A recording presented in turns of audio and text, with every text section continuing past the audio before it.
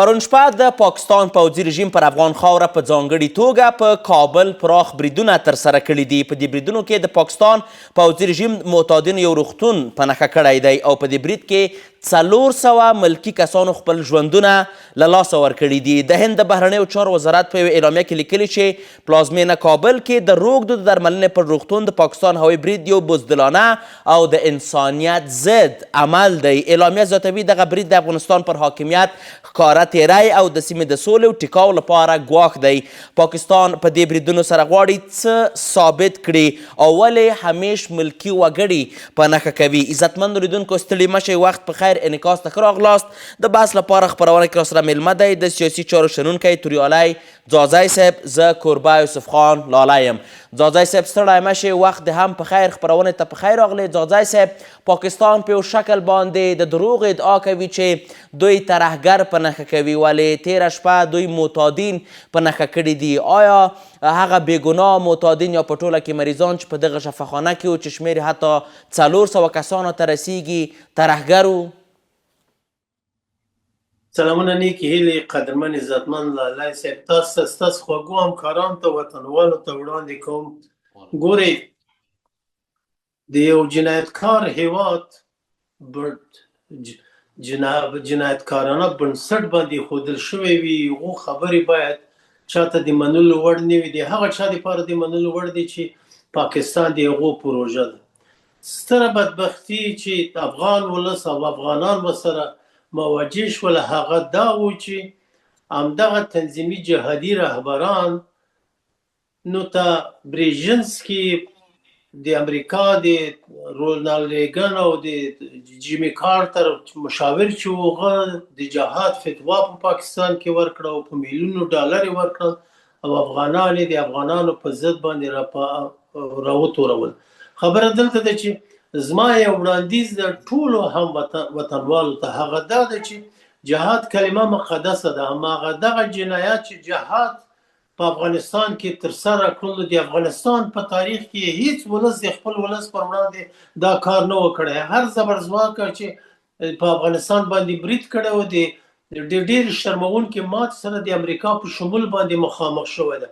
خبره دلته ده چې همدغه پروني جنګ سالاران تاسې ټوله د خبري رسانۍ کې اورئ، همدا اوس همدغه محقق ده او دوستم ده او پسې د عطامحمد نور ده، دا نور د دوی بد بلا دي.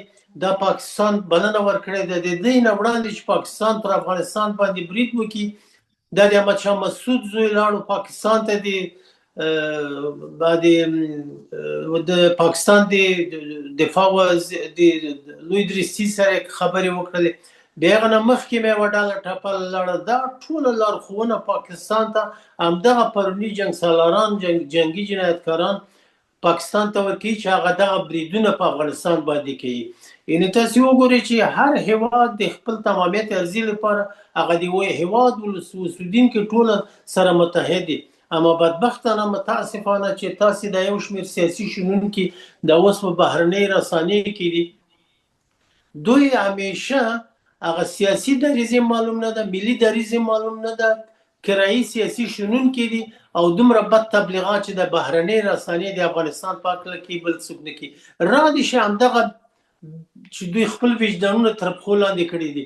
دا چې پرون بېګا شپه 400 نفر په شهادت رسېدلي دي، د دوی ځواب خو دې ووایي دا د چا د لاسه په شهادت ورسېدل.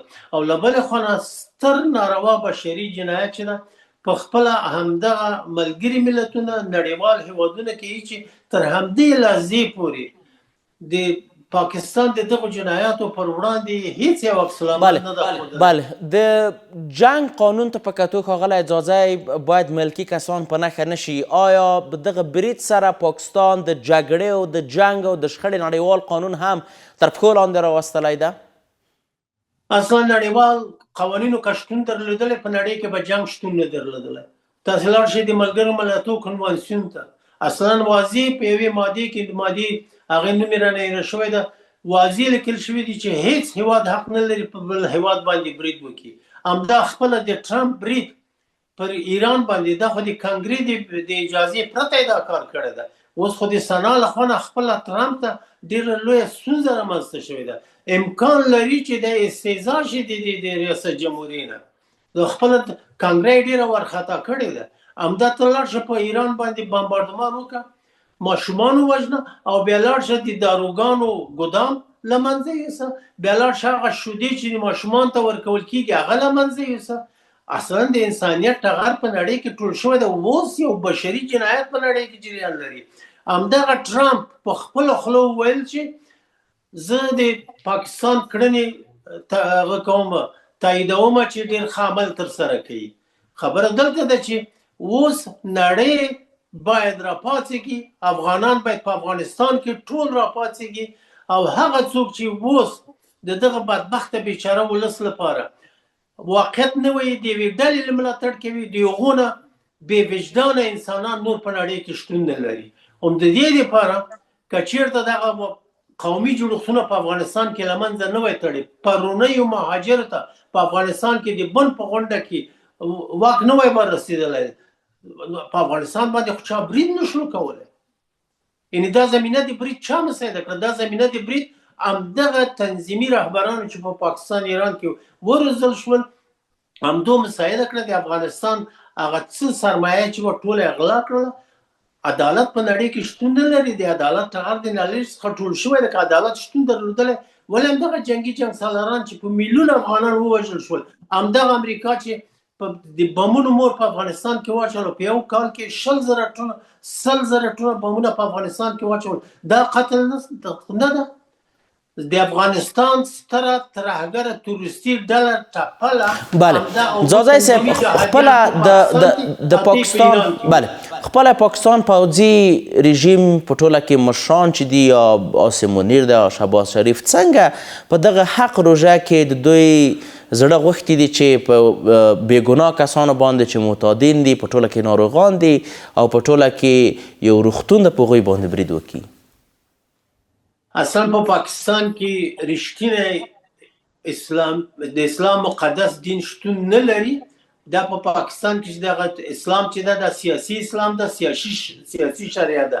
که آصف منیر ده، که خواجه آصف ده، که همدا شهباز شریف ده، او د دوی کې یو د کوزې په بلوچستان په نامه د چکزي باندې یو څوک ده. تاسې د دغو خبرې اورئ، والله په بله قسم درته خورم که دوی مسلمان وي. تاسې ماته وایئ د قرآن عظیم الشان په کومه سپاره کې په کوم آیات کې لیکل شوي دي چې یو مسلمان بل مسلمان ووژني، یو ګاونډی مسلمان پر بل ګاونډي هغه باندې برید وکړي؟ اختر را روان ده، د ټولو کورونه د غمونو نه ډک کړل. د افغانستان کې د خلکو د سترګو نه اوښکې نه وچې کېږي، ټولو د خندا یې تنې د وطن ورکه کړله. او زه هم دومره وایم په دې خبره د ما نه څوک خفه نه شي، په شرف د ملل متحد نه حالت کې، په شرف د ټرمپ نه حالت کې، په شرف د دغه ګاونډیو هیوادونو حالت کې، په شرف د هغو هیوادو حالت کې چې د دغو جنایاتو پر وړاندې د پاکستان پر وړاندې هیڅ غبرګون نه ښکاره کوي. بله ځاځی صاحب دغه جګړه تاسو څنګه وینئ؟ فکر کوئ چې وروسته له اختره به هم دغه جګړه اوږدیږي، نوره به هم زیاتیږي؟ دغه جګړه زما له نظره تر هغه ورځې پورې دوام کوي چې اسرائیل او امریکا پر پاکستان باندې بمونه ګزاروي، بریدونه کوي.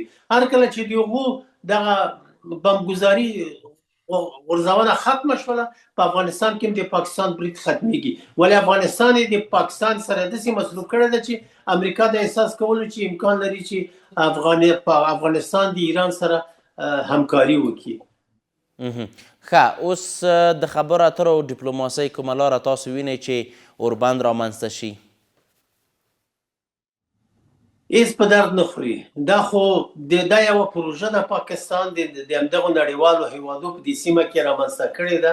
فقط یوازینی شی دا ده چې اول هغه افراد او اشخاص چې دا وطن یې د دغو بدبختۍ سره هدف مې همدغه 8 تنظیمي جهادي رهبران دي او دغه جنګسالاران دي چې په افغانستان کې جنایتونه کړي دي.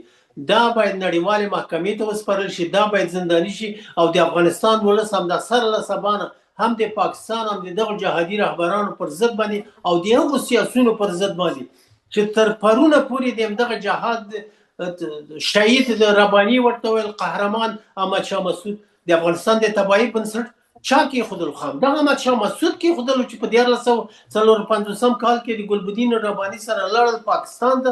جنرال بابر دوی ته وسلې ځاځی صاحب که دلته د موضوع بل اړخ ته راشو د ایران او اسرائیل مسئلې ته راشو، دغه مسله تاسو څومره اوږده وینئ؟ آیا د اوربند کوم چانس وینئ د دواړو هیوادونو ترمنځ یا د درې واړو امریکا هم چې ورسره ګډه ده که نه؟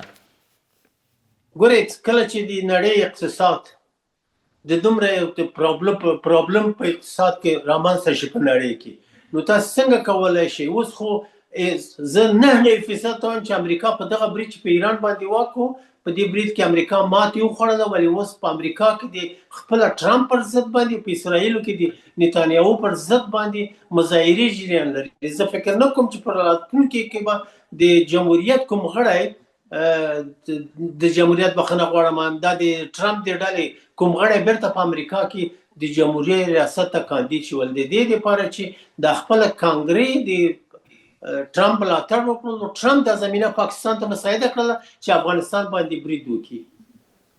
ښه، یعنې څنګه وینئ د اوربند به رامنځته شي د ایران او امریکا ترمنځ که نه؟ هغه پروژه چې نړیوالې لري، اوس داسې چل ده چې یو شی باید واضح ووایم چې هغه سیاست چې نړیوال هیوادونه لري هیڅوک ترې خبر نه دي. زموږ خاصې خوشې خبرې دي، نیوکې دي، تورونه دي، یا مثلا د اصلاح او بهبود لپاره خبره کوو چې تر نن ورځې پورې دا زموږ هغه اصلاحي انتقادونو هیڅ یو ځای هم نه ده نیولی، کومه نتیجه هم نه ده ورکړې.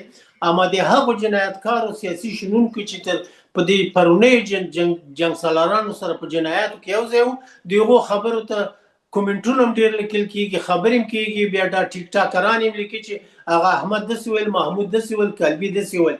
خبره دلته ده چې د رښتیا خبره د واقعیت خبره څوک نه اوري.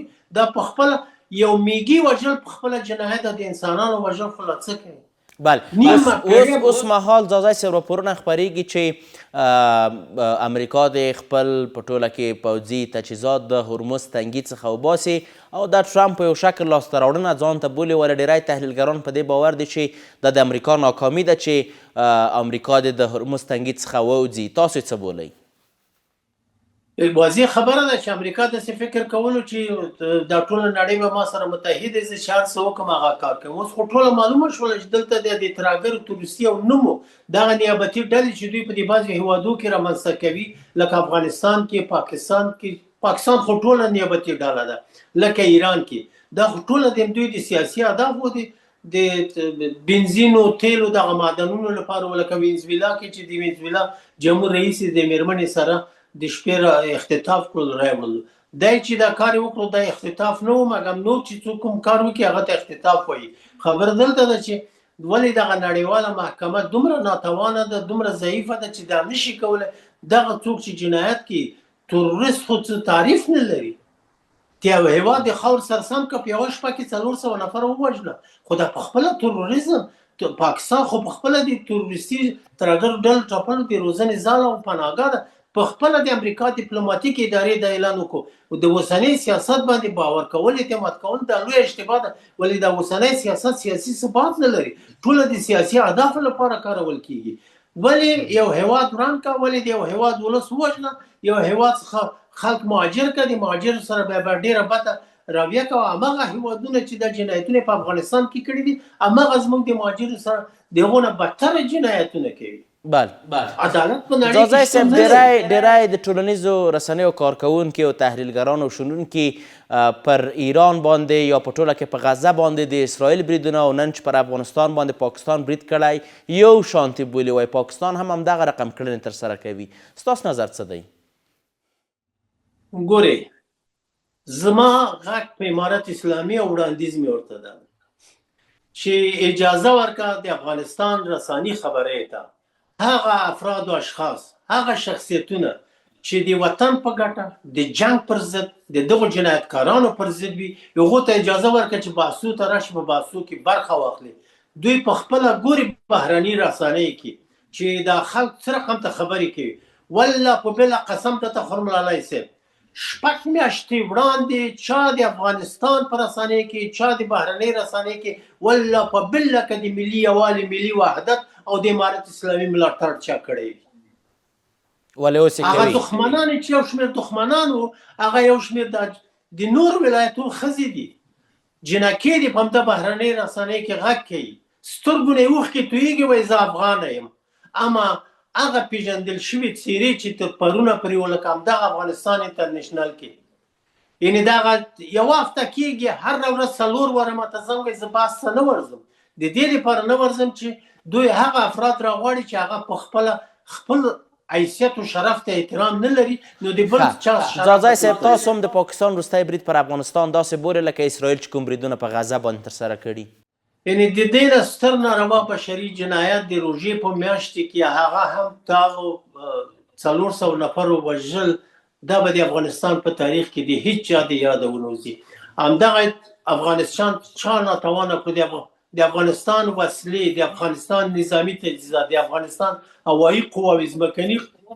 قواوې د افغانان د افغانستان عزت و حیثیت شرف چا کباړ کړو خو هماغه د افغانستان تباهي بنسټ ایښودونکي احمدشاه مسعود رباني ګلبدین اوس ګلبدین ناست ده دغه بې وجدانه په امارت اسلامي باندې هم نیوکې کوي پرون ما د ده یوه جلسه ولیده یعنې ده څه کړي د افغانستان یعنې ده څه کړي د افغانستان ته چې دی اوس راځي ځاځی صاحب که بحث سر راټول کړو څه باید ترسره شي حل لاره په څه کې ده فقط بس چې راټول شم اول هم غږ کړی ده اوس هم غږ کوم چې باید ملي یووالی په افغانستان کې کلک شي امارت اسلامي باید ټول ملي شخصیتونه د ځان سره یو ځای کړي او د دې لپاره چې دغه خپله بېسوادي دا په خپله د افغانستان ته ستر خطر ده که چېرته هماغه زموږ وخت کې ډېره زیاته مننه یوې فضا شتون لرلو لکه یو ډېره زیاته مننه ځاځی افغانستان کې رامنځته ډېره زیاته مننه د سیاسي چارو شنونکی ښاغلی توریالی ځاځی صاحب په خپرونه کې ستاسو حضور څخه نړۍ منندوی یم